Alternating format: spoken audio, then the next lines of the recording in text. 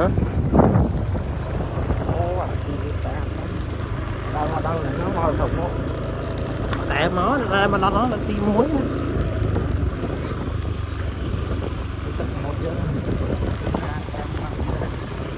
đây mình té nữa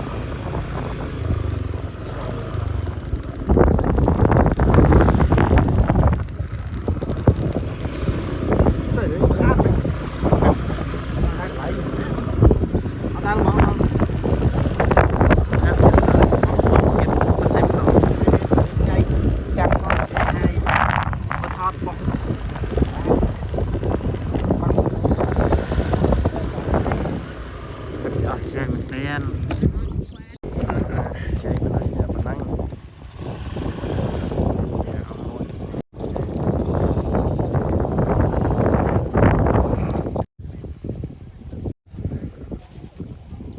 nhập chỗ đây chơi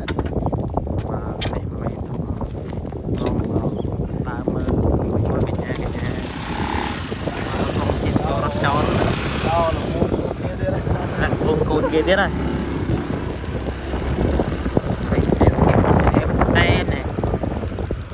tay thu thấu đẹp nè đẹp nó đi ăn nữa biết một lọc này chính vào vol tới trái cắt cho chất bên cái gì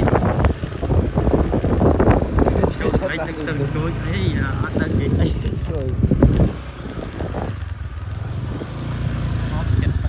ấy ăn này trời mà tầng ly đồ đa bán thọ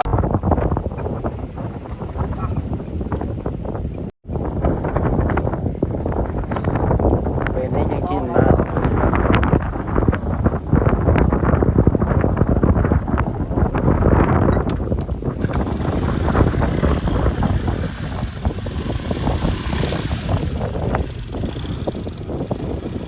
bye bye